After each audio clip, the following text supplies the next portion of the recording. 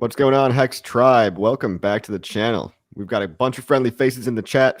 Finn Bear, Facing Realities, Scott. What's going on, Scott?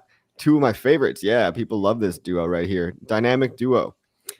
Some hot alpha fresh off the press from your two little alpha boys over here. Who else we got in the chat? Sandy B. Let's see. James, hello. Welcome. Welcome, Spike. Welcome, Wild SJ.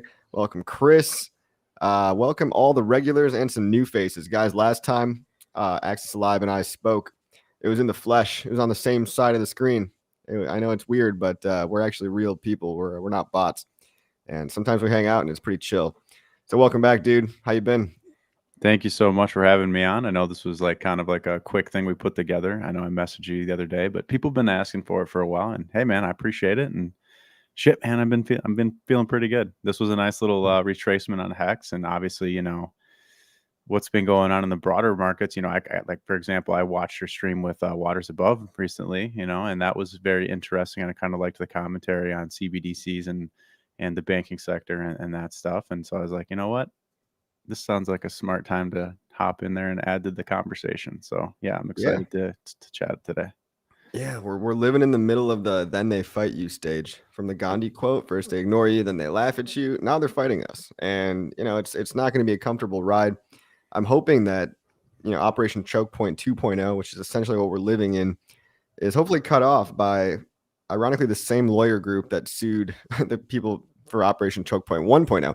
For people that don't know what Operation Choke Point 1.0 was under the Obama administration, lots of legitimate businesses were trying to get elbowed out of the banking sector by the financial agencies, name your three-letter agency, SEC, CFTC, FDIC, whatever. All of them were kind of colluding together to elbow out any business related to gambling, ammunitions, weapons, all legal things that they just didn't like, things that just weren't popular. And now crypto is the unpopular thing. When really kind of my 2 cents on that is that it wouldn't be so unpopular if people like Gary Gensler hadn't fucked up so bad with FTX. Like they were basically, they had felt like they had crypto under control because they had a backdoor closet deal.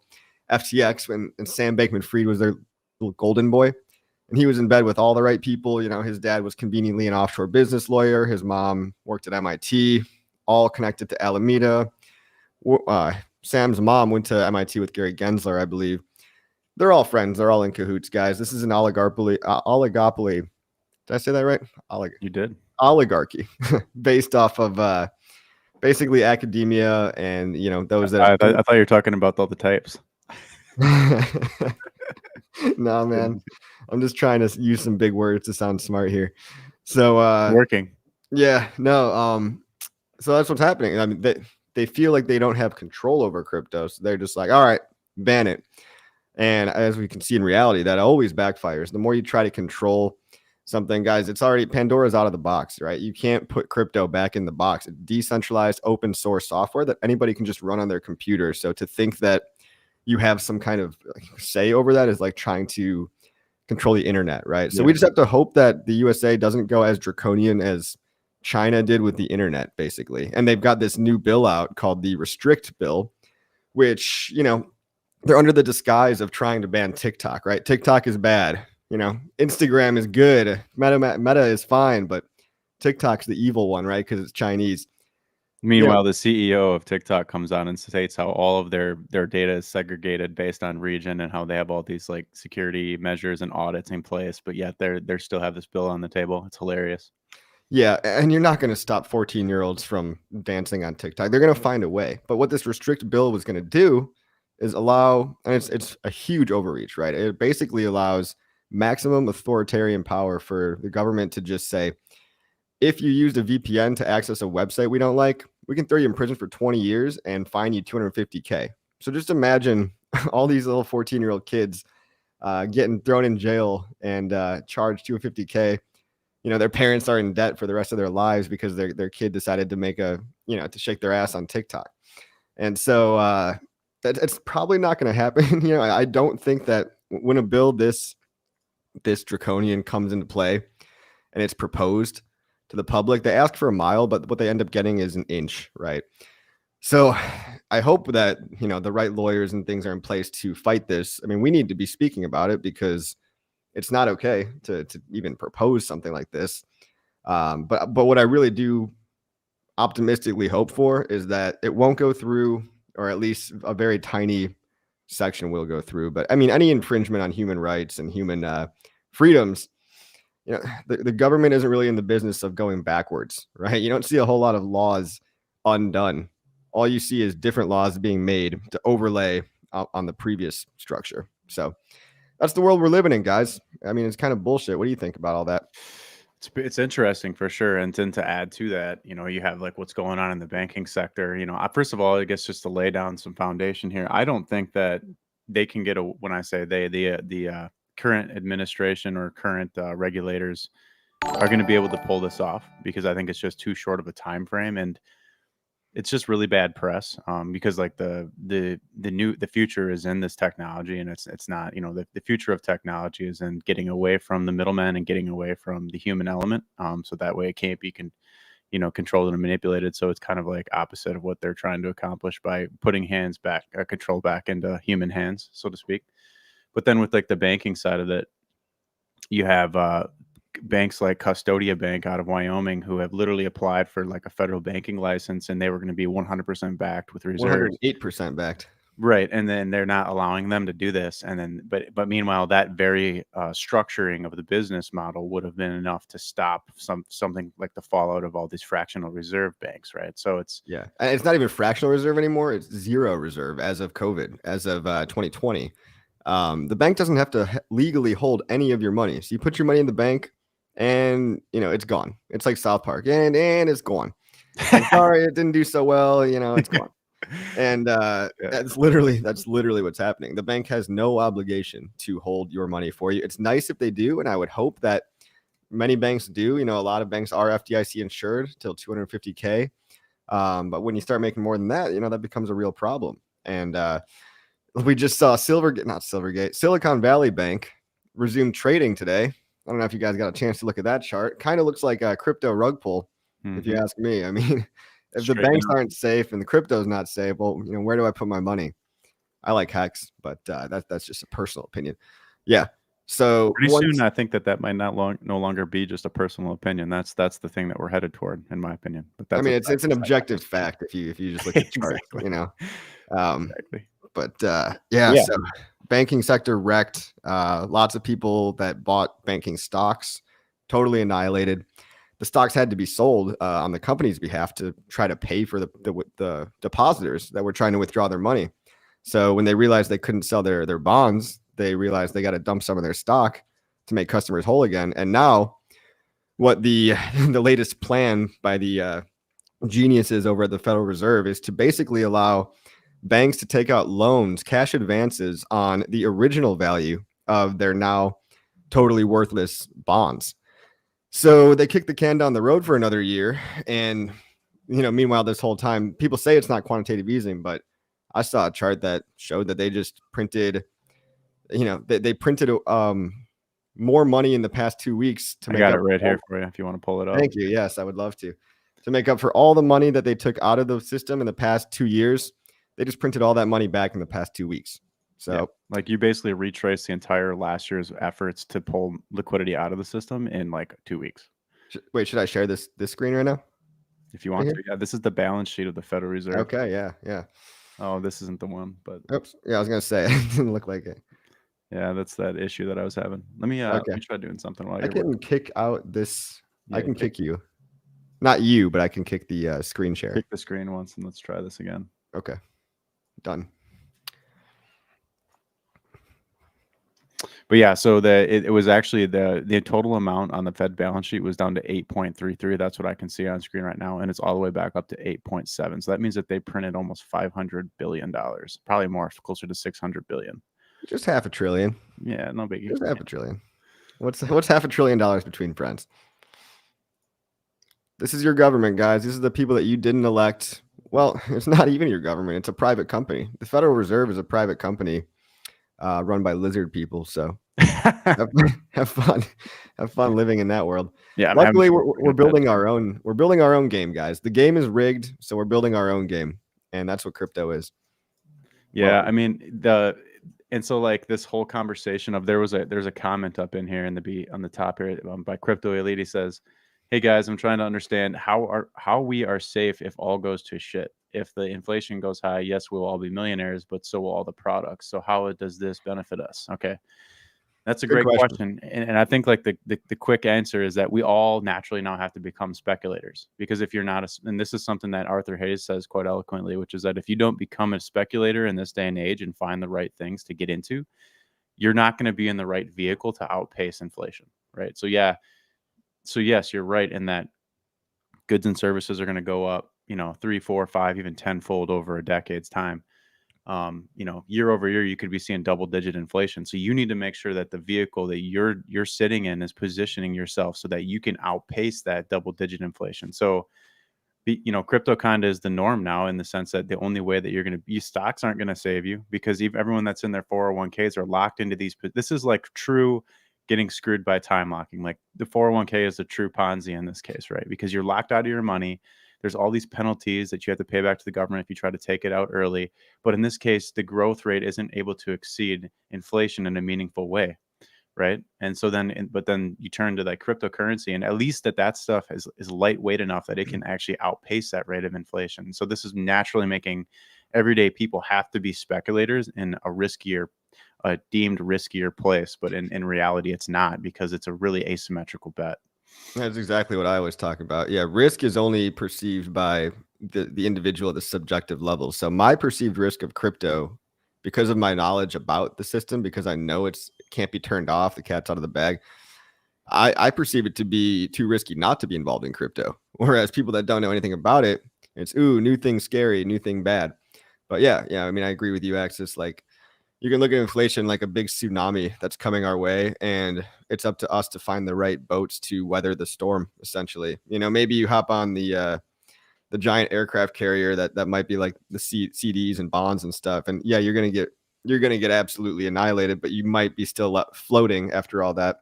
Or you could get on the speedboat, right? And that's like HEX and like other vehicles that are crypto related, HEX, PulseChain, and the like. Those are going to be able to actually get you to a safer place and speed past. We have to innovate faster than they can regulate. I say that a lot too. And yeah, you just need to be on the right vehicle that can get you out of this mess. So we have to take it upon ourselves to educate our own selves. There's no more faith in the system has never been lower. And so we need to become sovereign individuals in this game. We can't just rely on anybody to have our best interest at heart. Yeah, and nothing says that more than what's coming to light right now in terms of like what it means to be like a private citizen. Like there's a whole movement right now occurring like across the nation in the US here, where people are trying to exit their federal status as an employee of the federal corporation of the United States of America, and they're trying to exit that system and actually place themselves in their own private dealings on a day-to-day. And so what this does is it gives back power under constitutional law away from a lot of that overreach that happens when you're tied to that other system. And so there's a clear line in the sand there, where if you understand your position in the system and where you are in terms of the United States of the corporation versus the United States under the constitutional law, and you try to work that stuff out for yourself, you're actually positioning yourself better for sovereign existence, right? Because like that gives you the power back, puts the power back in your hands. Wait a second. Are you talking about like renouncing your citizenship, or are you talking about something else? Well, no, because like fundamentally, if you're born here, and you're of the land, then you are naturally like a private citizen, right? So but then it's when you actually are given when your parents sign off and give you a birth certificate through the state, and they give you a social security number. That's when you're kind of entered into the system as cargo under maritime law. And it's a deep conversation that goes quite far and is quite broad. But the simple of it is, you just need to recognize that what you really are, which is totally legally, constitutionally a private sovereign individual. And so you just need to claim back your status, right? So you're not actually renouncing your citizenship. You're taking away your your status of giving the federal government jurisdiction over you as an employee of that system. So how do I get rid of my social security number? Like that thing is going to follow me around. If there's anything that can be certain in life, right, it's death and taxes. And so how am I going to possibly get anywhere where they're just not going to be able to tax me? Like that's the part I don't understand is like, what do we just, oh, I lost my social security number. Here's the rub. You get rid of this thing. So you can do it through a name change. Right. And so, but you just don't reapply. Right. And so, that's basically like it's a washing of the hands, so to speak, in terms of federal jurisdiction over you. But that's a long conversation, right? And so with that is, if you do take back private citizenship, right, then you're actually it makes life a lot harder in the sense of, think of all of the online e-forms that you have to fill out if you want access to different services, that you need to put in a social security number, you need to provide a home address or things like this. Everything becomes more cumbersome, more time consuming, and more work to get through. But legally, under constitutional law, you have the right to get access to those services. You just have to kind of push it takes a few more calls, like a few more checks and balances in terms of showing them who you are, where you stand. And there's other numbers like it's escaping me what it's called off the top of my head that you get in place of that, in terms of like if you want like some sort of a credit score. There's a new version of that that's separate from that. What's it called? I said I put it in the chat. Oh, Candace says she put it in the chat. Oh, a CPN number. Okay. So the CPN number is basically this new number that you get. And so anyways, there's layers to this game. And like, I don't want to go too deep into this because this is all new to me as well, but that does exist. It's like the parallel system, right? Two systems are running. It's like layers. Like there's the regular government, like the foundational constitutional layer, and then there's the layer that came in the late 1800s under the Abraham Lincoln's administration, when the U.S. went through its second default. And so then the solution to that was to create this like federal government over like a 50-year time frame, where we kind of handed over our banking rights to this new federal powerhouse, right? And we know some of the names that's tied in with that, like Rothschild, Rockefeller, all the big players that came in to get us out of that second default. And then we actually went through a third default in 2000. So we're in this weird limbo state right now, where there's multiple layers of governance, and nobody really knows. I mean, I shouldn't say nobody knows that what's really going on, but just that it's a very convoluted marketplace, so to speak. And you have sovereign privates, you have like, federal government, you have all these competing forces right now in the world. And then you have like other nation states, like the BRICS nations, trying to create their own system. So they're all these competing organizational bodies. But the simple answer is that you can actually claim back on the grounds of the Constitution just your own private citizenship, which keeps everyone else's hands out of your private affairs. That's interesting, but I would almost assume that it might backfire. Like if you become some magnate in the business world, the IRS is probably going to try to go after you. They're basically a bunch of thugs at the end of the day, whether or not you claim you're a sovereign citizen. Well, that's why you can't own anything. So you need to set up a private trust outside of the United States in order to basically that entity then owns all of your assets, but you're like the primary driver of that vehicle. So that's where the people get probably caught up, is like they claim that their new name CPN, that new identity that's private is the owner. That's not how you set it up structurally. Because then if you are going to do business dealings, it needs to be international with no overarching authority overhead. And again, then that needs to be in a private trust that's not inside of the federal jurisdiction, right? That sounds very attractive. It sounds like, you've got the different layers of this is like physical governance, right? But I'm almost going to opt for the digital governance, right? If we look at the internet like its own amorphous life form or its own country almost, then crypto is the currency of the country that is the internet. It's the decentralized network that kind of connects us all through the ether, right? Not in the physical, tangible world. And that seems a little bit less friction to me, because if we can create a world where people do accept crypto, and it's already started happening online, right? Certain airlines accept crypto, certain hotels, certain places like Bitrefill, you can live a life on crypto. But yes, it is inconvenient right now. Just like I'm sure there's inconveniences that come along with a CDN and opting out for that. I guess, do you know anyone that's doing that successfully? Like any well-known current Oh, individual that's actually living a pretty good life that way. well, so in our case, like I know people. I don't personally know them. Candace knows people that are doing this and living this lifestyle, and I'm in a group on Telegram of people that have been doing this and on this path for 5+ years, and people are doing it. And but yeah, I mean, it comes with more work because you're in control of yourself in the world, Right. and everyone's going to automatically. When I say everyone, I'm talking when you go to execute on a service or a good, or even like it's something as simple as you go to the grocery store and you're checking out and they ask if you want to sign up for like a bonuses card or something like that. That's another level of something that you shouldn't want to do because you don't want to associate or give credence to any home address. You don't want to, and there's all this like inconvenience associated with it. But what you get back is sovereign status. And so you have to be in full control of your affairs and really understand the law. So you almost have to take it that far, right? And so Yeah. a lot, this is why it's so attractive not to worry about this stuff and why they've got the masses tied in, because it's become so convenient to be part of the system, but then you're just subject to that jurisdiction. So Right. Like you it's a can't whole open a move. bank account online because you're gonna get stuck at the social security number field. Perhaps, You're yes, not and gonna then be able you'd to have to pass that call, box. and again, it's going to take more human interaction, and most people aren't willing to pick up the phone and call, right? Yeah, that's a good point. You do get a lot done by just calling too. The Yeah, I phone mean, still works, guys.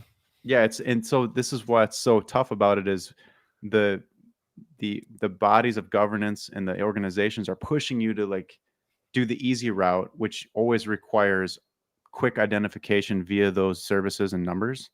But the honest truth is that you can actually just do it manually by calling or by filling out separate forms, going in person, and you can get through these steps. It just takes more time, more effort, more energy.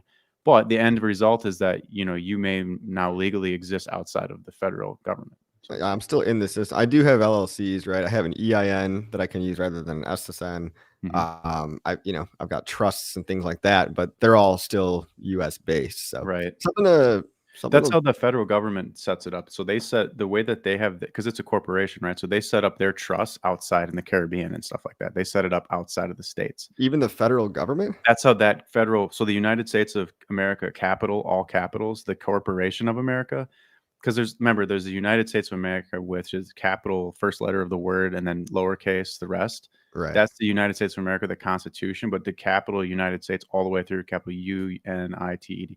Like that is a corporation, right? And when you look at the way it's written down on paper in legal, that's legalese. Like that's them saying like, okay, the United States of America and the United States of America, even though the words are coming out of my vibrational complex of my voice the same way, they have two separate meanings because one's in all caps and that stands for the corporation, and one is like actually written properly, which is the constitutional republic of the United States of America. So there's two That's separate United wild, States dude. of Americas. Yeah. And That's so insane. if you want more information on this, go look up Disclosure 101. It's a book you can pick up and it'll tell you. It's really tough to read through because all it is legalese for like 200 pages, but it's basically explaining this, right? And so, if we're going to have all the resources in the future, let's say we're HEX stakers and we've been in for a couple of years, for example, and all the money, we know that the scales are tipped so that inflation is going to get out of control and our vehicle is going to outpace the purchasing power of the dollar. Well, that's an easy tell. We can get into the technicals of that anytime. I'm down for that conversation anytime. Yeah. But Well, let's get into that sure, after this. sure. But then, so then if we know that, then we should be positioning ourselves so that we exist as international sovereigns, right?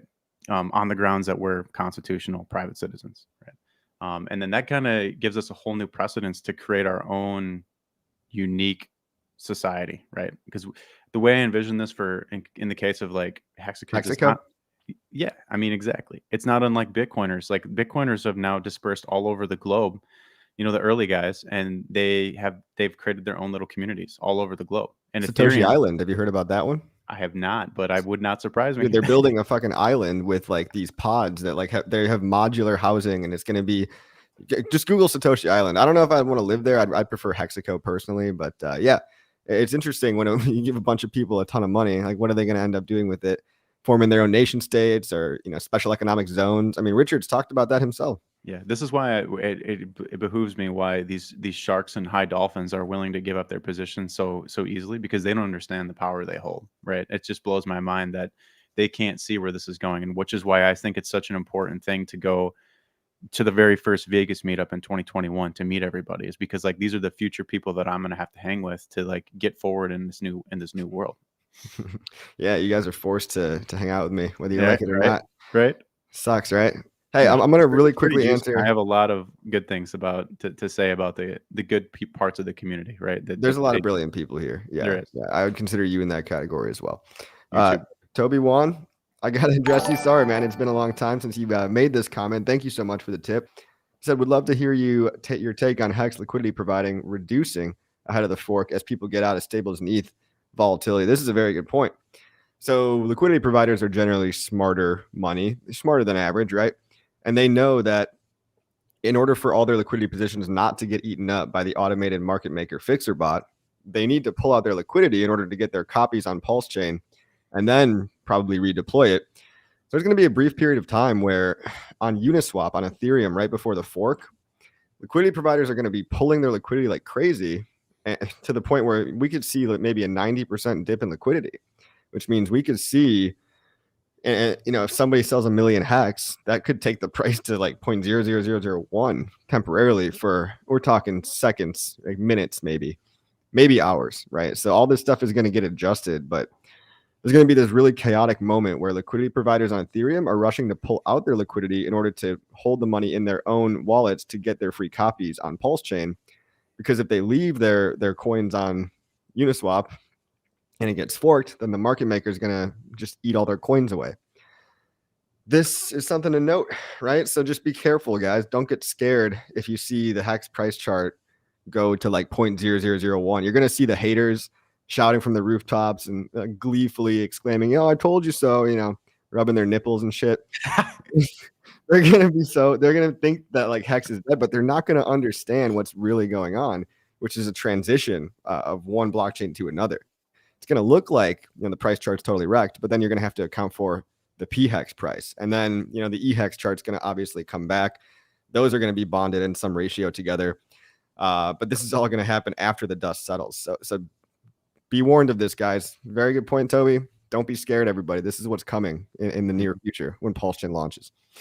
I can add to that in that I don't believe that all of the liquidity is going to get pulled. I think that there's a certain actor that's providing liquidity right now that's comfortable not getting the copy that will protect price, and it's not the OA.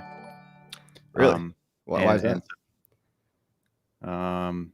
Is it you? Well, I'm not that big, but there's a block of liquidity in one of the pools. I'll give you that much. That if you go check it out, it's been there for over 600 days and it's not moving. And so if you go do a little research, you'll find out who that is, and that's protecting price ranges below these levels. Are you talking about the ETH guy? No, but that's a good segue, brother. So this is kind of interesting. So we're seeing actually a price pump on the HEX price this morning. We got some support around that 6.8 level, and then we started to move higher off that level. We got a wick high of 8.8 cents this morning. So that's percent wise, we're looking at roughly 30%. Roughly. Oh, yeah. Not bad. And this actually surprised me. It's good though that we didn't just go straight down, right, to like 5.4 cents or whatever we saw as our next support level. But so this is actually really good. And what I think is occurring here is what we noticed on this ETH pool. If you look at the ETH pool, let's see, it's the 1% pair. There is sorry to be doxing you, brother. There's a player here that put down 1,000 ETH LP position in a very tight band around 6 cents. And so I think what's happening here is that there's a front running event happening where they don't want, when I say they, the market wants to absorb coins at these prices. But if it slips farther down, there is a player there that's willing to pull like 30 million HEX off market, is the way I read that. So it's pretty cool. Yeah, pretty cool. The 6 cent range is being heavily defended right now, and that's not to say he's not going to pull liquidity before the fork, but that's the situation we're in right now. I saw a little chart from you earlier to prove it. Yeah, and people are even adding DAI pairs, which I found interesting. I think we saw our first big DAI HEX liquidity bond. Yep, that was about a week and a half ago, maybe roughly. And yeah, there was a bunch of hex put on a die pair. There was like $300 a die paired up against tons of hex. And Yeah. I think that what that was it's an attempt to after we saw what the OA did with die and came in to arbitrage that trade when die was trading at below $1. I think that's kind of like the signal that player in particular, that market maker, was looking for, that, okay, DAI is important, and they wanted to get some exposure to it, or they wanted to promote, more hex DAI flow, right? Yeah. So Yeah. it's definitely cool. It's good that we're broadening. Another one that came up recently in question in my private group was about wrap BTC, like in the thought of like, what's the easiest way to trade hex BTC? And I was like, dude, go create a pair hex against wrap BTC. Yeah. But, Or even better, do it Ren BTC, because that's the truly decentralized version. Good point. Good point. Yeah. And So these new liquidity pairs are pretty good. They're nice. It's nice to see people realizing that USDC is not perfect. And I do like what the DAI governance team has proposed, right? They're going to basically make their own staking ladder by buying government bonds. And that's going to defend their value. So they're able to act nimbly and quickly. And I think they're not dumb. The DAI governance team has shown me that they're a little ahead of the curve, right? When it comes to defending the actual backing for their coin. So, they did have a lot of backing tied to USDC, but that's all been restructured ever since USDC kind of depegged. when I found that out, I was even more bullish on DAI. I like DAI. I just miss out on certain things like that. I think I overlook, or I don't know. I'm too busy looking at whatever other analysis. But when I found that out, I'm like, oh, now I get why the OA cornered the market on DAI. You know what I mean? Yeah, yeah. One of those moments. Casual 40 million. The OA just no big deal. Couple of days. He's like, oh, that's an easy trade. Makes I sense. just didn't have any other altcoins to buy USDC or DAI. Like I had DAI and USDC. I didn't have any USDT, but I kind of wish I did. Who would have thought, right? And I guess that's a good, side note. What do you think about USDT in the future? Like I've read an article recently that kind of made me, like, I was trying to figure out why people are trying to FUD the shit out of USDT so bad. Because it's not American. It's just not an American-based company. Like it's based, I think, in Hong Kong or Singapore. I'm not sure exactly. Yeah, they might not be holding all the funds. They might be fractionally reserved, or maybe at the most they probably have assets backing that are not exactly liquid like cash, right? Gotcha. They might have enough assets to provably hold, match up their balance sheet with the amount of USDT printed, but I don't imagine that all that is just simply cash or cash equivalents. It's probably weird stuff. If and if it is, even if it is backed, 50%, let's say, that's kind of still safe enough. I mean, the banks used to back it at 10%.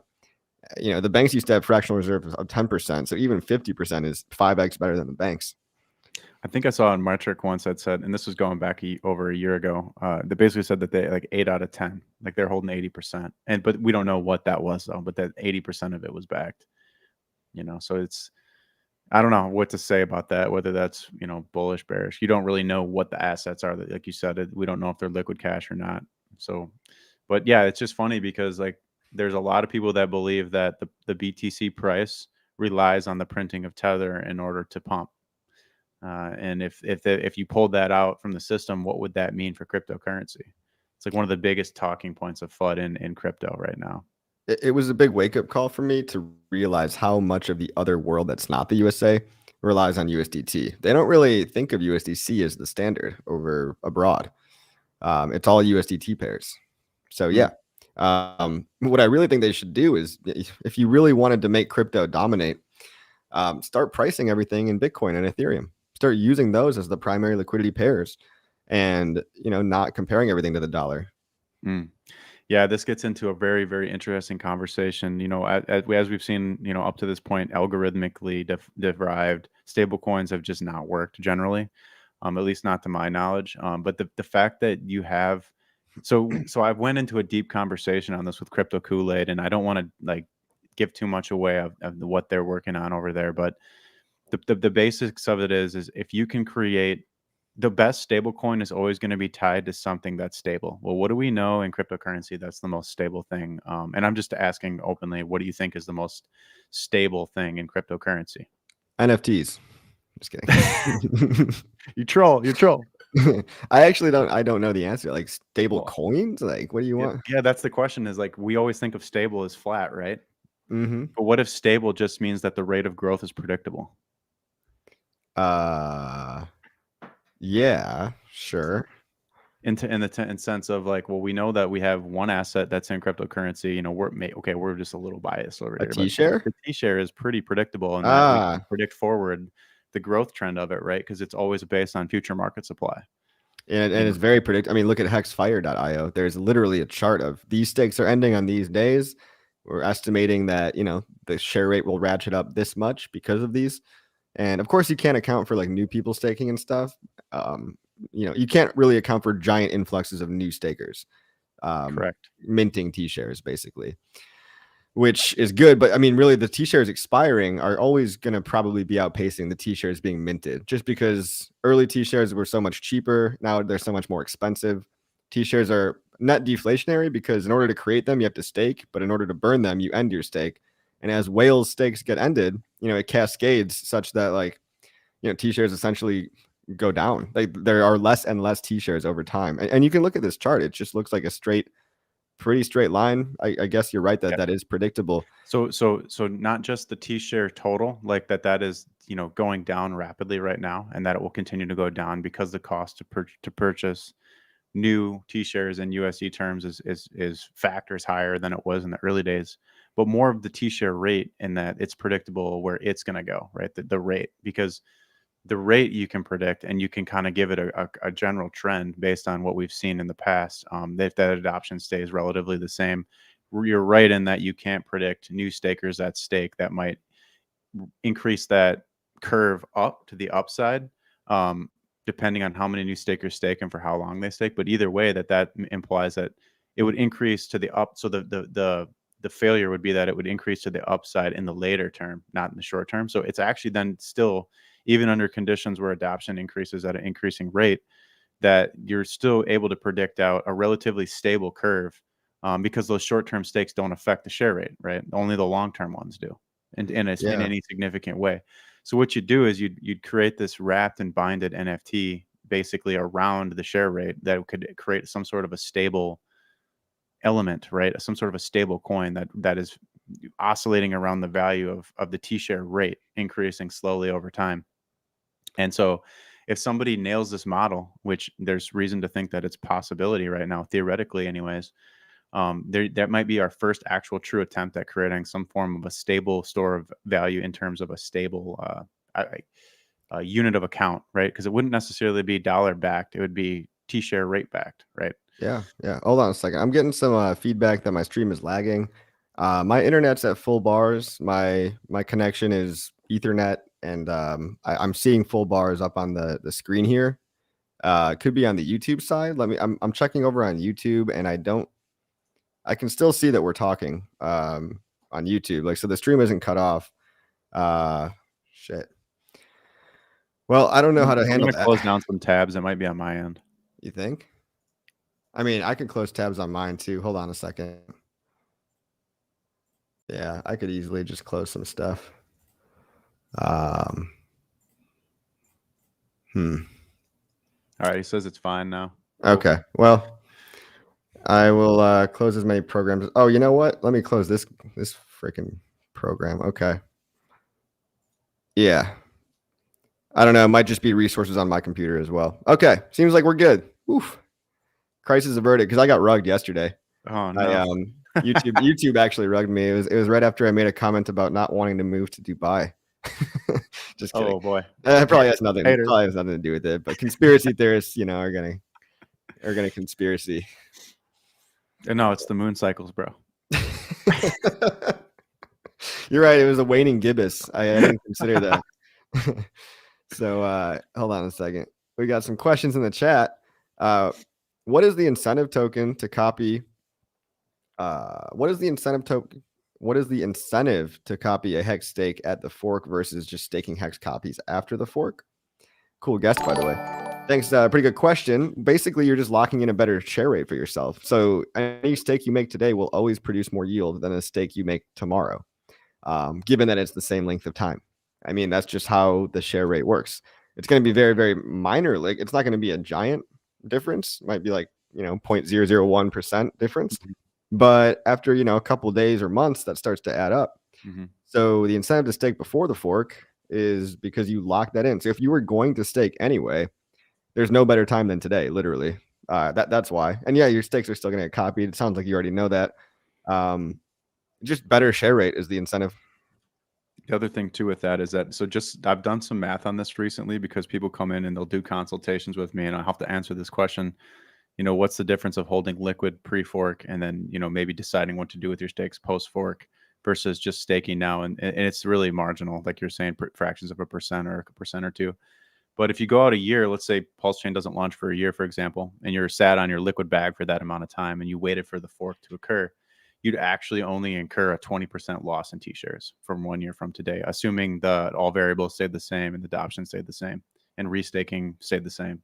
You'd be looking at potentially, like, if you were going to get 40 T-shares for your bag now, in 1 year, you'd actually only get 32 T-shares. So you'd lose, again, about 20%, or be able to stake for 80% of the T-shares that you could get today.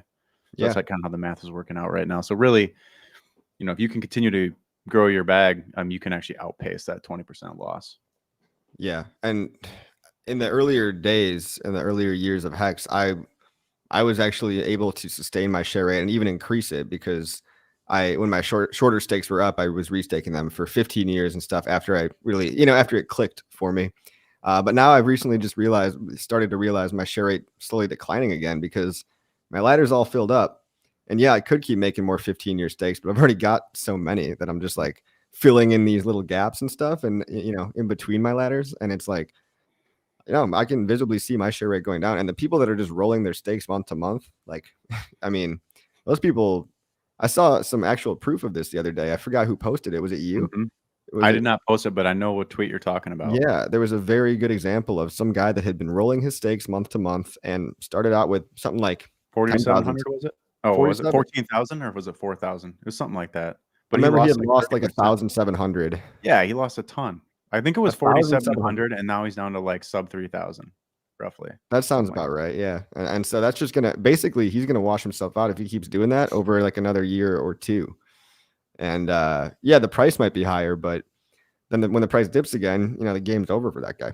I'm terrified, like, for the guys that have big bags, like, they have a lot more difficult decisions to make right now than like the guys with just a couple million hex. Like, the guys with a couple million hex are going to win hard because they're just going to continue to accumulate bags and be able to stake longer to increase their position. But the guys that are sitting on tens of thousands of T-shares, that really hurts them, when they decide to go short or when they set up a ladder incorrectly. Like, this stuff really affects the big guys right now. And I don't envy that at all. Yeah, we're seeing whales get washed out every day. Some guy sold 72 million hex. That's why hex dipped primarily from 12 cents to 8 cents.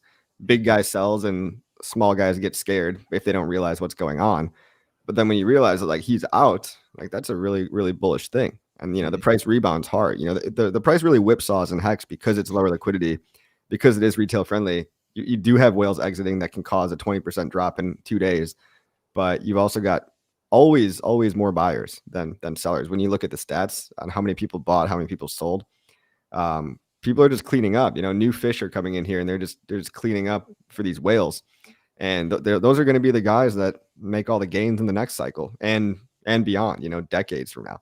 On the other side of the coin, when we talk about DCAing and entry points into crypto, I've actually got a new video I'm going to be making, probably coming out tomorrow, that's going to change the way a lot of people think about investing, because I'm just using the most basic example right here. But if you were to just set a $100 buy in Hex, from weekly recurring $100 automated buy, you don't even think about it, right? You don't even think about it.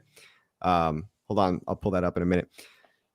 If you were to just keep buying Hex every week without even looking at the chart, just blindly, not caring about the price at all, you could have started buying Hex at the absolute top, and you could have still been up on money, right? You wouldn't be up crazy.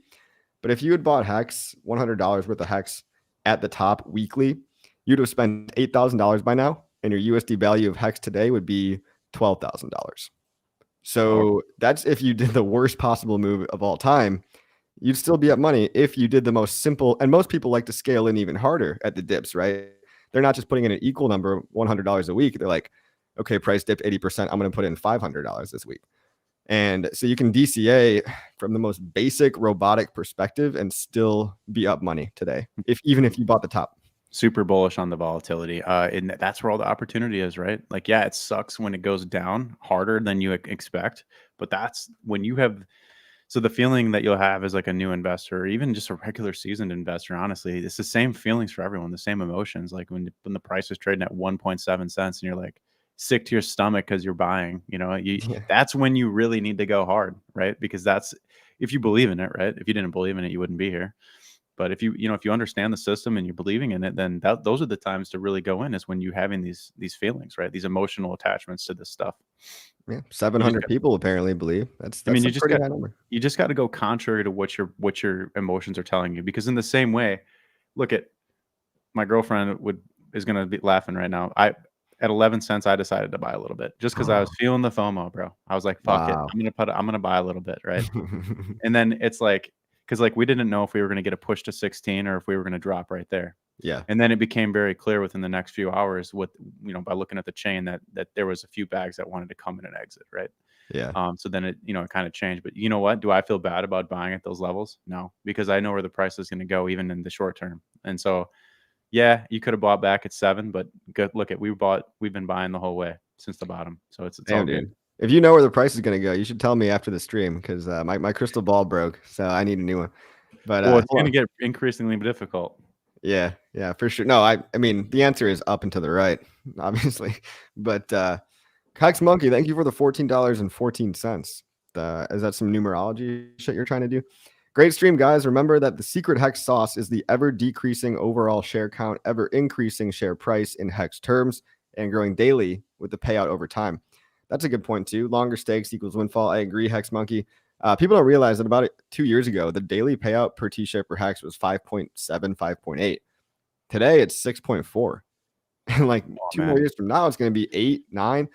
You don't realize that this actually has a huge effect on the gains of longer term stakes. Look at stakehex.today and play around with that component too, because people don't understand like these daily payouts per T-share per day happen because T-shares become more scarce. So the total Hex payouts per day are split up among a smaller pool of T-shares, meaning everybody gets a little tiny bit more every day because T-shares are slowly going away. Mm-hmm. And, just side note here, kind of little tangent for you. I was brought into a private call with Crispy Man from Hexfire.io, and he and Matty Allen have been working on this thing that basically it's like the all-in indicator. And what it means is like measuring T-share years. So what you do is you take the total number of T-shares by the amount of years that they're staked for combined. And so you can really get a metric of, their people's relative power in the system in terms of percentage of T-shares based on that total valuation. So I love that point. I remember when he was telling me about that. It's a better metric than just how many shares do you have, bro. It's shares multiplied or somehow factored in with your time. Mm-hmm. So all these shares have a time component. 1,000 T-shares that expires in a month is not worth as much as 100 T-shares that expires in 15 years. Exactly. And it really blew my mind. Like I don't know if he's shown it publicly, but the short and dirty of it is that there's less than 100 wallets, because we don't know if they're controlled by the same people or not. There's less than 100 wallets that has a majority of the T-shares, and they typically have good behavior in the system. And anytime that's a new one pops up that's bad for the system, they're getting out quickly, and then it's just up and to the right after that in terms of price. So it's really scary how distributed the thing is, right? The network. Yeah, it's really, really cool. And you do have to take into account some people will have multiple addresses. So, certain people might be more than one person, or certain addresses might collectively be one person. But there's no way you can predict that. But I mean, yeah, you can just go on an account basis. T-share days. Sounds like from what Hex Monkey's saying is that last night on Matty Allen's stream, go back and watch it after this one. And I guess that they detailed a little bit of a demo on that stuff, and so you can kind of see the data there for yourself. Okay, yeah, that's awesome. I'm gonna go check that out after this. Hex is the people's coin. Yes, I agree. Yeah. So I don't know, man. Like, where do you see all this ending up when the dust settles? I titled this stream "The Future of Crypto," and the future looks like crypto is really unstoppable. That's what it looks like from my point of view. But there's going to be some short-term pain, and we're witnessing that right now. I mean, damn, that's put me on the spot, bro. Like I'm so freaking bullish right now, dude. Like I just think that the short-term pain unfortunately goes to the dollar holders. It doesn't go to the crypto guys. Like the crypto guys are already on the winning side of the equation, and same with the guys that are buying gold. Like there's so much going on. I don't know if this is kind of where you were going with this question, but there's so much going on with other countries right now, kind of abandoning U.S. sovereign debt and like abandoning the dollar as the reserve currency, and they're trying to. Because the reason why the dollar had dominance for so long is we bullied people around, but also it was tied to the energy use and the production. petrodollar, yeah, and Right. and we also do confessions of an economic hitman type stuff. We go in debt. We enslave countries to U.S. debt, to dollar-based debt, because we promise them to build all this infrastructure that they can effectively never ever pay back for as long as they live. So yeah, I mean, Iran I think just met with China to do a petrodollar deal and priced in the yuan. So yeah, the BRICS and other countries, guys. The BRICS, by the way, is Brazil, what is it? Russia, India, South Africa. Yeah, and then S is for China. Those 5 countries, they were previously deemed like developing nations. I would argue that they've kind of developed at this point. Yeah, they've got a lot of population that's rural, poor, poverty, below poverty level, but they've also been developing this whole time, and now they're ready to say, I want to play the game now. Why are we pricing everything in US dollars? We want our own petrodollar. We want the yuan to be the petrodollar. And so that's scary to the US, but that's why, I mean, there's also a push in the US locally around here to go all national, basically. Like Tesla's getting so much government funding because we want to be self-sufficient and not rely on these things. And we do have the resources to do it as a country. If we could actually get our shit together, we could be kind of independent. We've got Alaska, we've got Texas for oil, we've got gigafactories building batteries and stuff. We have the means, I believe. BRICS is courting Mexico. I heard about that too. Weird stuff. What do you think? The U.S. is going to be fine in all this because there's a new administration that's going to come in the next year or two, and they're gonna change this stuff. And so then, as far as energy is concerned, we still are the largest producer of oil in the world. So we have that to backstop and fund our own endeavors here within the states.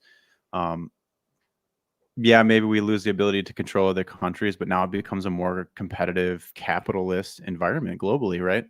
Yeah. Where there's the repatriation and renationalization of countries across the world. And then there's going to be this underlying substrate that gives private individuals so much more power over any nation state. And now nation states are going to have to compete for citizens. That's how I've stated it for years. But it's up to us to really get our hands on the legal side of it and understand the law and understand like the power that we hold and the resources that we're gathering, these digital resources and how powerful they are. And then back to the energy conversation. Once the political conundrums around nuclear is done, like that there's enough power there in nuclear energy, and it's clean enough, and all these different, a lot of times like you'll have these hypocrites just sitting there and like bashing these other bit more efficient, better ways of doing energy. Meanwhile, like the experts are actually saying, no, it's safer, it's cleaner. It has been for a long time. People just hear Chernobyl and they hear, what was the Japanese one, Fukushima. Fukushima and here, whatever the other, people hear about these energy, these nuclear farms just blowing up, and they think nuclear bad. We've had safe and effective nuclear power for decades now. We've actually just had some breakthroughs in fusion as well. Yes. So I think that was a US based innovation as well. So like that's still 20 years away. But that's exciting too. On that. I'm so bullish on humanity right now because as a species, we're going interstellar, right? Anybody who went back and watched the radio from last summer with, I did that 2-part series on the evolution of the human consciousness and the evolution of the species and how we're going to go interstellar and we're going to be, catapulted or launched off by things like innovations in AI. We've got ionic propulsion. We've got interstellar fusion, like all this stuff is coming to light right now, and it's so exciting. Like And this is why I'm excited to be in crypto early, is because we're going to be the ones with the digital money, the resources to actually push forward these new technologies and get them out from underneath the black box that has always suppressed this stuff for so many generations. Yeah, I mean, depending who you talk to, we've also got anti-gravity propulsion as well, because the aliens were nice and brought us that in Roswell in Oh, 1940. yeah. By the way, guys, news update here. The Pentagon, or I forget if it was the FBI or CIA, some 3-letter agency. So one of these guys came out. You can look it up yourself in the last few days, and just basically stated that, yeah, it's true. Aliens exist. By the way, so that did all come out now. It's no Yeah. longer up for debate. If Yeah. that's the authority figures you want to believe. Okay, right. So, and again, the interesting thing here for me is like, okay, so if there's other species that are interstellar that are able to cross large spans of distance throughout the Milky Way galaxy and beyond in record time, and what technology or energy are they utilizing to do it, right? So I think all this is coming to a single point, and maybe you want to call it the singularity, or maybe you want to call it the culmination of the species flipping into this new time frame. But we're about to transcend a lot of our limitations, and really the sky's the limit in terms of what's going to be possible. So being on the right side of the financial thing during the blowout is obviously a very attractive thing for people that are seeking sovereign identity and sovereign citizenship. And Terence McKenna called it the transcendental object at the end of time that's not pushing us towards the future, but rather pulling us through history. And it's very interesting that the more we advance in AI technology, cryptography, whatever, the more it becomes clear that not only are we kind of in a simulation, if you want to argue that, but we're moving towards this like chaotic structure. There's in chaos theory they have strange attractors, right? And he was basically saying there's a 4-dimensional strange attractor at the end of time, just like there's three-dimensional strange attractors that can predict the weather and things. Whereas regardless of where you set your initial conditions, things have a tendency to behave and go in a certain direction. And it just seems inevitable, at this point. You can't stop innovating. AI is creating code now. AI is auditing smart contracts. People are getting scared, but it's the people that adapt to all this stuff. They're going to be well equipped to actually enjoy it, right? And that's what I'm just sitting here pretty with my HEX bags, and I'm enjoying it all. I'm watching it from a bird's eye view. We get to see who loses their minds, whose anxiety. Dude, I was in New Orleans, and I was at this museum called the Pharmacy Museum, and I was looking at all the old medical equipment they used to use. They used to just like blast people up with heroin and all this shit, like just over the counter. Actually, Coca-Cola used to have cocaine in it, but there was opioids were commonly given out for what was then called hysteria, which I believe is now currently called anxiety or general anxiety disorder, whatever you want to call it. They used to call it hysteria, and it used to be for people given to people that couldn't handle the fast-paced times of the early 1800s with all these new innovations like the printing press and the cotton gin or whatever. These things were just too crazy, and society was changing too fast for some people to handle. Imagine losing your mind because the printing press came out. Now people are like AI, and it's like, yeah, but that's so interesting. There's always someone that's going to tell you we're on the brink of apocalypse, and then there's people that can kind of see past it and are like, all right, it's going to be okay. 9 cents. Hexo says 9 cents. Hexo says 9 cents. Let's go. Those are the comments I like to see. Thank you, Hexo. Wait, yeah, we got a wick high 9137, but the candle body's at 89. All right, Hexo, it's actually 8.974. Yeah, Hexo, come on, man. Why are you flooding our bags, bro? Yeah, dude, that's awesome. She's got the hysteria, old timey voice. Yeah, exactly. That was like a thing that, and it was used for women a lot too. But God, we were savages back in the day, man. Dude, that's such an interesting conversation piece about how people are outside of their own time. So you have like the visionaries or the future seekers who are those minds that are out and forward in time, trying to pull humanity forward and like show them the path forward and lead the way. And then you have the people that are like the latent laggards that are just sitting back, trying to pull you back into the past. Yeah. And then you have the now movement, which is just the chaos, right? Like the ebb and flow of the daily life of for example, like the flow of water itself, right? Of consciousness. And so you have these competing forces because really the mind is a template to both see the future and the past, right? And so we all share this mind together, and we share it through conceptual, like common grounds of conceptualization and social norms and these sorts of things. But the reality is that it's just constant consciousness, and that we all are like living on different levels or frequencies of that consciousness as it Yeah, shifts some through people are time. going to cling to the past. Some people are going to be the early Exactly. adopters of the new technology. All 764 of you here watching, you're crossing the chasm, right now between Mhm. innovator and early adopters. So congratulations, you're all going to get rich.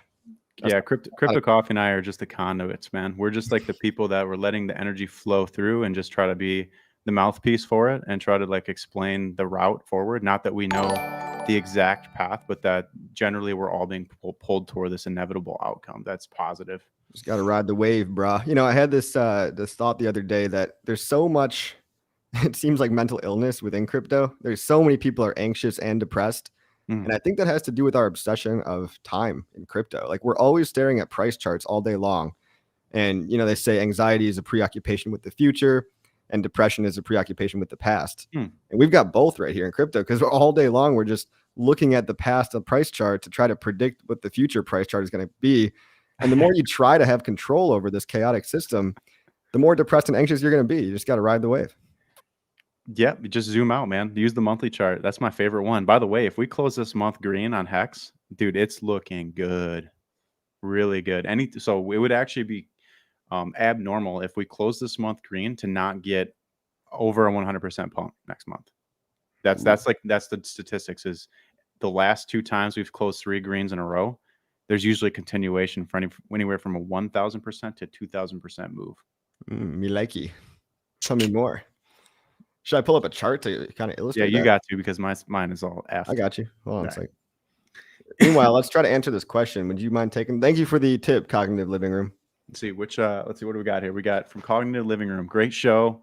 Would you please explain, instead of dumping 72 million hex and hurting the price of hex, how would you be able to swap on PulseChain 72 million hex to USDC in the pool like Uniswap is? All right, so you're conflating a lot of stuff right there. So the simple answer is, I'm assuming you don't have 72 million hex, but if you do, maybe you should consider setting LP. But you wouldn't go to Uniswap.fish to do that.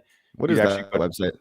That's an ROI estimator. So you basically go to Uniswap.fish. There's other ones as well, and Oh, you can basically estimate what your fees will be if the price hits a certain level of price inside of your range that you're setting. So the way okay. LP works is, for those that are wondering, is you can basically take your hex and set it above price. So right now it'd be anywhere from 9 cents to infinity, and you basically set your range. The tighter your range is, so if you only go from like 9 to 10 cents, you can make way more fees, and if the price bounces around in there, than if you set it from like 9 to 50 cents, because the amount of money that you have in terms of 70 million hex would be in a smaller range, so you'd have more percentage of the fees inside of your range if it's like 9 to 10, versus if it's like 9 to 50, then you have that 70 million hex spread out over a huge 40-cent range. And so if the price bounces between 9 and 10, it's only using up a small percentage of your, like, what is it, like 5% of your bag if it's Yeah. trading inside of that penny range. Mhm. So again, so if you wanted to exit with 70 million hex right now, you could literally set a 70 million hex LP position at 9.1 cents to like 9.15 cents or 9.2 cents. And as long as the price could get through it, you could pull 70 million hex, or you could pull the equivalent of what would be the USD amount of that at that price, Okay. as it got So, through. so this question kind of doesn't make up. Like he's saying in the pool, like Uniswap.fish. Uniswap.fish doesn't seem like it's related. It seems like an analytics website. Right, it's an analytics. So you'd actually use a different website. I think just go to uniswap.org and then click on the DApp and then go to pools, and then you'd basically set an LP position inside of there. Yeah. Okay. So Well, yeah, hey, if you man, want more information about the LP and the market making stuff, Crypto Sloth and myself are going to be doing a market making course. We were supposed to be doing it in the short term. It's going to push us a little further out. We might be able to get it in this weekend. Probably not going to do that, just because we want to promote it a little more and give people time to, because there's people from all over the globe emailing into our website that wants to have access to this course, and it will be recorded. But to do it live with you guys and give you time to, like, take off work if you got it or whatever, so you can ask questions to really fundamentally understand this, because it's my belief that if the market can understand LP providing, the hex market is going to mature a lot faster, right? Because you're no longer going to get this issue of lack of liquidity to the upside, lack of liquidity to the downside. People want to buy, they'll set liquidity below price. People that want to sell, they'll set liquidity above price. It'll make thicker bands. It'll give us more opportunity for larger players to come in and absorb coins and it would actually decrease the volatility for a time until all of that was absorbed by the counterparties that want what they want. But then long term, it would be really, really healthy for the ecosystem if everybody could kind of get on board with that. So we're looking forward to launching that soon. That's pretty cool, dude. I didn't know you were working on that. That your hypothesis is true. Like if people were all just smarter about liquidity, and when Uniswap V3 does fork over to PulseChain, because right now, guys, it's Uniswap V2. By the way, if you want to know the very basics of liquidity providing, check out my last video. It's half an hour long. It's all about symmetrical liquidity, which is Uniswap V2. Asymmetric liquidity is how you can essentially do what this guy is talking about, dumping 72 million of HEX without hurting the price. What you would do is pick what price you'd want to effectively sell that HEX at, set a liquidity wall, let's say at 12 cents or whatever, and then wait until people buy all that HEX from you. And if you're lucky, maybe the price goes past 12 cents. Then you're left with a giant bag of USDC. You have no HEX left. You pull the USDC out manually. It's a more active approach. You definitely have to pay attention to the price, and you have to be by your computer and stuff. The next part is confusing. How would you be able to swap on PulseChain 72 million HEX to USDC? You probably couldn't with V2. You cannot use that same strategy on Uniswap V2. Now, Uniswap V3, their business license is going to come out in May. So it's going to be able to be copied come, I think, May 12th. It's only 2 months from now. And is it going to come over instantly? No. Come on, guys. Like you need some time for the developers to test it, to fork it over, all that stuff. But I could see by the end of the year, we could potentially have Uniswap V3 over on PulseChain as well. And it might not be Richard's team. It might be somebody else that takes the reins on that decides to fork Uniswap V3. It's really not Richard's job to do that. V2 works just fine, as we can see on PulseX, but V3 is what you would need to fork, and you'll be legally able to do that after May. And that's how you do that sneaky dumping instead of hurting the price, essentially. But hey, you guys want to see a green candle? Check that out. There it is, boys and girls. Let's see. Oh, here I am. So what did you say about this? We got off topic. We're back at 9 cents. That's beautiful. You said something about the monthly candles being a certain way. Yeah, if you put on the monthly chart for the full price chart, I don't know if you got that one. I used uniswap.hex. Oh, let me do that here. Yeah. I got that one up too. And so basically what you'll see is that if you get 3 green months in a row, the pump off that level is usually 1,000% to 2,000%. All right, monthly. So if you go back to the very beginning, you can see that we first printed a red, and then we had 3 greens, and then we had the mega candle. Right? Yeah. And then if you go back to after Big Payday, when we traded between 0.6 of a cent and 2 cents, we had 3 greens. We had a doji, and then a green, and then a doji. And then we had a huge 2,000% pump. Pumperoni. And so right now we're actually flirting with this candle. This monthly candle closes in exactly 2 more days, I think, right? Yeah. So by Friday night at 000000 UTC or whatever, 7 p.m. Eastern, I believe, that candle will close on the monthly. And then no matter what happens, it would be against history if it were to be a down month. So look, it's something to think about. There's a lot of demand right now. We're seeing buys to sell ratios across all the pairs are really good. It's usually 2 to 1. Like on the HEX WETH pair, we're seeing 840 buys to 400 sells. Volumes are staying solid. Yeah, we got some big sell volumes the last couple of days. And yeah, if you look at the chain, there's still a couple wallets there that want to exit. But like one of the big 70 million dumpers is down to his last 10 million, I believe, if not already out. Yeah, I think last I saw he had 10 million left, but hey, I mean, he started with 72 million, so he's almost out. Yeah, he can't do much to price. We got that big ETH whale with 1,000 ETH ready at 6 cents in case it gets down there to just absorb 30 million HEX off the market in a snap. And so this is really setting up to be a very, very interesting beginning of April. Even any kind of downside action will in my opinion, get bought up. And it didn't look like this a couple of days ago because there's so much pressure coming into the chart. But right now we're trading on the WETH pair around that 786 Fib retracement level. And it's actually, if we can get above, let's say, basically where we're trading right now, if we can get in my opinion, if we can get above 9.5 cents and start holding that as support, it's looking very, very good for HEX short term. Yeah, that's cool. Fibonacci retracements have always been an attractive narrative to me, because effectively all indicators are at the end of the day is they're only as powerful as all the people that believe in them. But I always found retracements attractive just because it's like a nature-based thing. Like you do find 1.618 in nature objectively. It's just a mathematical like fun fact. There's no reason that nature should mimic math like that, but it does. And so I like when people try to apply that to charting, whether or not there's any legitimacy to it. It's one of my favorite narratives when it comes to, like, if I had to pick any indicator other than support and resistance, which are just obvious, Mhm. fib retracements would be my runner up, I guess. I like the RSI as well. And I don't stop there. There's all of these different indicators you can use to kind of come to some sort of idea about the market and find confluence between them. And the signal that I'm looking for outside of just the hex price and then the indicators on the hex price chart is things like the dollar crashing, breaking down, holding the 21 weekly moving average as resistance and continuing downwards with momentum. And then meanwhile, you have Ethereum up, it's sitting at its local high around 1806 right now, off a nice low. It's held the 21 weekly as support. Bitcoin as well, trading at 28,400.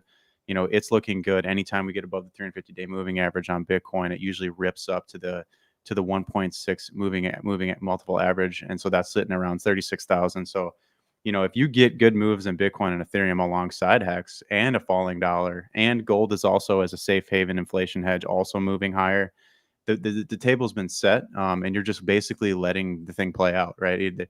It's kind of a set it and forget it at this point, that all of these markets are going to move together because they're the fastest horses in an ecosystem where the dollar is globally being looked away from, right?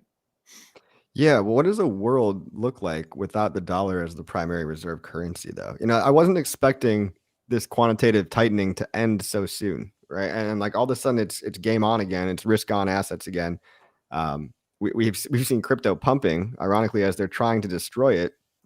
By doing the very thing that made it pump in the first place. They really put crypto back on the map. I mean, there's jurisdictional risk and arbitrage, people moving to different countries, but what does the world look like where people move into crypto in a country where their dollar is also losing its status?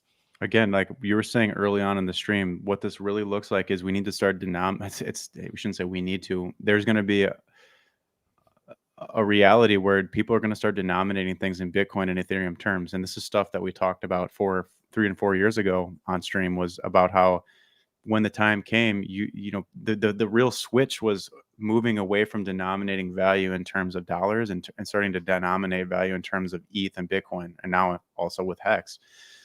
This is what crypto people that are in it, they're already doing this, and the downside is that the things change so rapidly with the volatility that it can get hard to track, right? Would you agree? It's hard to track. If Bitcoin goes up from 28,000 to 36,000 in the next couple of weeks, it's going to be hard to like, oh, I could get, a Toyota last week. Now I can get a freaking Camaro. It's like in a week, right? So it's like hard to track in terms of relative purchasing power, but that's why crypto people don't care and they're kind of immune to 20-30% moves, is because the general trajectory, you just know that you have more power. You feel more powerful. Like when you hit the stake button on Hex, you feel better that you locked up something that's going to pay you in the future, right? It's the same. Yeah, Kind it's of a security shift that you get from. back towards self-sovereignty. It's a shift back towards decentralization. There's a book called The Sovereign Individual that basically outlines that we are on multi-decade cycles, actually centuries-long cycles, at a 500-year time scale, where if you go back 500 years ago, that was the Dark Ages. That was a decentralization of power in terms of religion and state. There were kingdoms and fiefdoms, and everybody was making up their own version of Christianity. And then you shift into a centralization of power, which peaked kind of during the American Empire.